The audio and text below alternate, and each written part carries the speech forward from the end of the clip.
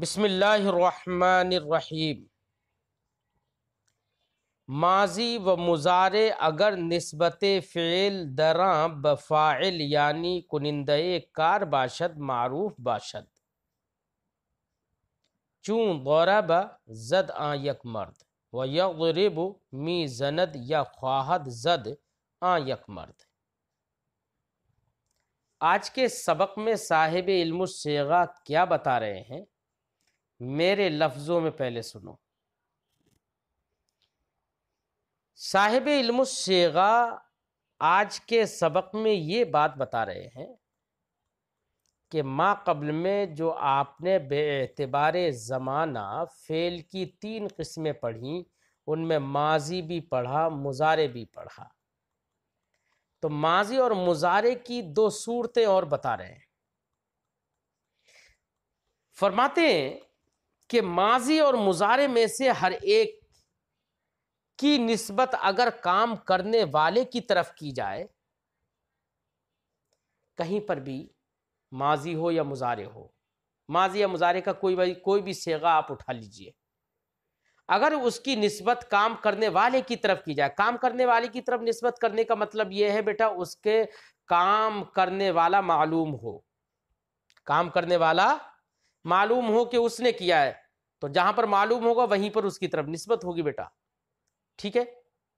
تو جہاں پر کام کرنے والے کی طرف فعل ماضی یا فعل مضارع کی نسبت ہو، تو ایسے فعل ماضی یا فعل مضارع کو بیٹا معروف کہتے ہیں، اور جہاں پر کام کرنے والے کی طرف نسبت نہ ہو بلکہ فعل کی نسبت، فعل ماضی یا مضارع کی نسبت اس کی جانب ہو جس پر فعل واقع ہوا ہے، کرنے والا نہیں، جس پر فعل واقع ہوا ہے اس کی طرف اگر نسبت ہو جائے فعل کی، تو بیٹا وہی فعل مجہول کہلاتا ہے۔ دوسرے لفظوں میں آپ یہ سمجھیے، اگر فعل کے بعد اس کا فاعل مذکور ہے، اس کا فاعل معلوم ہے، بلکہ مذکور نہ کہو معلوم کہو، اس کا فاعل اگر معلوم ہے کہ اس کرنے والا یہ ہے، تو ایسے فعل کو فعل معروف کہیں گے۔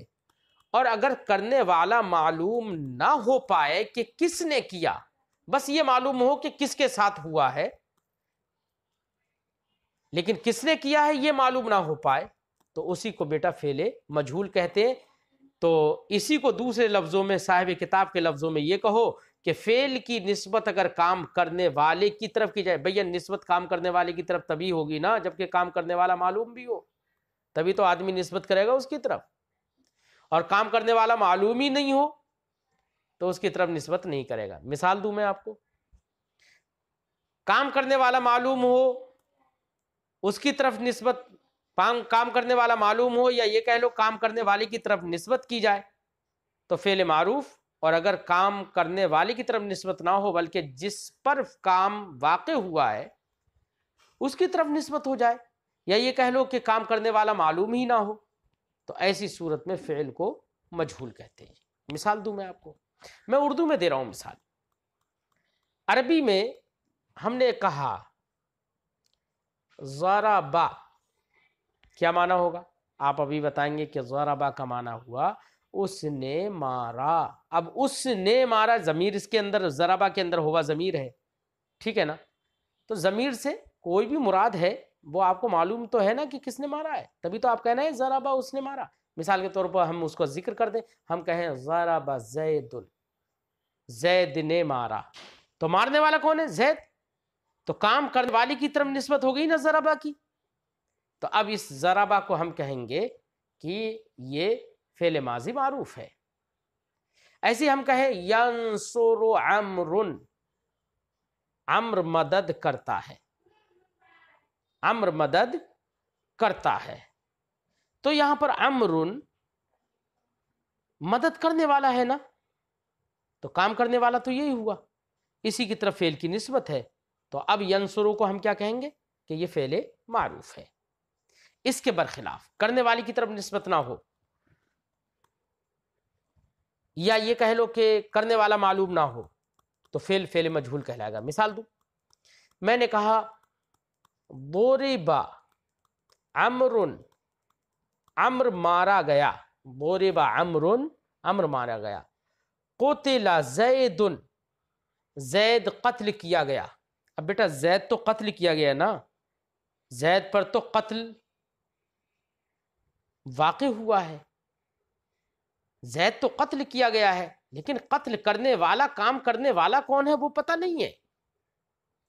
جس کو قتل کیا گیا ہے اس کی طرف فعل کی نسبت کر دی گئی، یہاں پر جس پر قتل واقع ہوا ہے اس کی طرف نسبت ہو گئی فعل کی۔ تو اب اس فعل کو کیا کہیں گے ہم؟ فعل مجہول۔ ایسے ہی ہم نے کہا یفتح الباب، یفتح الباب، دروازہ کھولا جاتا ہے، دروازہ کھولا جاتا ہے۔ تو دروازہ تو کھولا جاتا ہے نا، کھولنے کا وقوع دروازے پر ہوتا ہے، لیکن کھولتا کون ہے، کھولنے والا کون ہے، یہ نہیں پتہ چلا نا۔ جب پتہ ہی نہیں چلا تو اس کی طرف نسبت ہی نہیں ہوئی، کام کرنے والی کی طرف نسبت نہیں ہوئی، بلکہ جس پر کام کا وقوع ہوا ہے اس کی طرف نسبت ہوئی، تو اس کو کیا کہیں گے؟ فعل مجہول۔ تو بیٹا چاہے فعل ماضی ہو یا فعل مضارع ہو، دونوں میں سے ہر ایک کی دو قسمیں ہیں، ایک فعل معروف اور ایک فعل مجہول۔ فعل معروف وہ فعل ہوتا ہے جس فعل کی نسبت کام کرنے والے کی طرف کی جائے، یعنی کام کرنے والا معلوم ہو، اور فعل مجہول وہ فعل ہوتا ہے جس کی نسبت کام کرنے والے کی طرف نہ کی جائے بلکہ اس کی طرف کر دی جائے جس پر کام واقع ہوا ہے، یا یہ کہہ لو جس کا کرنے والا معلوم نہ ہو، اسے فعل مجہول کہیں گے۔ تو آج کے اس سبق میں صاحب کتاب نے فعل ماضی اور فعل مضارع میں سے ہر ایک کی دو قسمیں بتائیں، ایک معروف اور ایک مجہول۔ اسی کو اب میرے لفظ تو آپ نے سن لیے، اب صاحب کتاب کی عبارت کو دیکھیے اور میری بات کا انطباق کریے۔ فرماتے ہیں صاحب کتاب، ماضی و مضارع اگر نسبت فعل دراں بفاعل، ماضی اور مضارع اگر اس میں فعل کی نسبت بفاعل، فاعل کی طرف ہو، فاعل کی طرف ہونے کا مطلب کون سا فاعل؟ یعنی کنندہ کار باشد، یعنی کام کرنے والے کی طرف ہو، معروف باشد، تو ایسا فعل معروف ہوگا۔ مثال چون ضربہ، جیسے کہ ضربہ، اس کا معنی کیا ہے؟ زد آن یک مرد، اس ایک مرد نے مارا، ٹھیک ہے، تو مارنے والا، کام کرنے والا معلوم بھی ہے، کام کرنے والی کی طرف نسبت ہو گئی۔ یضرب، وہ مارتا ہے یا مارے گا، اسی کو فارسی میں ترجمہ کر کے دکھا رہے ہیں، میزنت، وہ مارتا ہے۔ یا خواہد زد، خواہد زد مستقبل بن گیا فارسی میں، یا مارے گا، کون؟ یک مرد، وہ ایک مرد مارتا ہے یا مارے گا، ٹھیک ہے۔ یہ معروف کی مثالیں دے دی، اور فرماتے ہیں وہ اگر بمفعول باشد، اگر فعل کی نسبت مفعول کی طرف ہو، مفعول کی طرف یعنی جس پر فاعل کا فعل واقع ہوا ہے اس کی طرف اگر نسبت ہو، یعنی آنکھ کار برو واقع شدہ، مفعول سے مراد وہ ہے جس پر کام واقع ہوا ہو، باشد، مفعول کی جانب اگر نسبت ہو، مجہول بود، تو وہ کیا ہوگا؟ مجہول ہوگا، ہے نا، کیا ہوگا؟ مجہول۔ جیسے ضربا، وہ پیٹا گیا، وہ پیٹا گیا، تو وہ تو پیٹا گیا نا، پیٹنے والا کون ہے یہ پتہ ہی نہیں چلا، اس لیے اس کو ضربا کو مجہول کہیں گے۔ ضربا زدہ شد آن یک مرد، پیٹا گیا وہ ایک مرد، یہ معنی ہوا۔ ایسی فعل مضارع مجہول، یضرب، پیٹا جاتا ہے یا پیٹا جائے گا، پیٹا جاتا ہے تو جو پیٹا جاتا ہے وہ تو معلوم ہوا، لیکن پیٹنے والا کون ہے، فاعل کون ہے، کرنے والا کون ہے، یہ پتہ ہی نہیں چلا، تو اسے مجہول کہیں گے، ٹھیک ہے۔ یضرب، پیٹا جاتا ہے یا پیٹا جائے گا۔ اب فارسی میں ترجمہ کر رہے ہیں، زدہ می شود، پیٹا جاتا ہے، یا زدہ خواہد شد، یا پیٹا جائے گا، کون؟ یک مرد، وہ ایک مرد، ٹھیک ہے۔ یہ صاحب کتاب نے فرمایا کہ ماضی اور مضارع میں سے ہر ایک معروف بھی ہوتا ہے اور مجہول بھی ہوتا ہے، لیکن باعتبار زمانہ صاحب کتاب نے فعل کی 3 قسمیں کی تھیں، ماضی، مضارع اور امر۔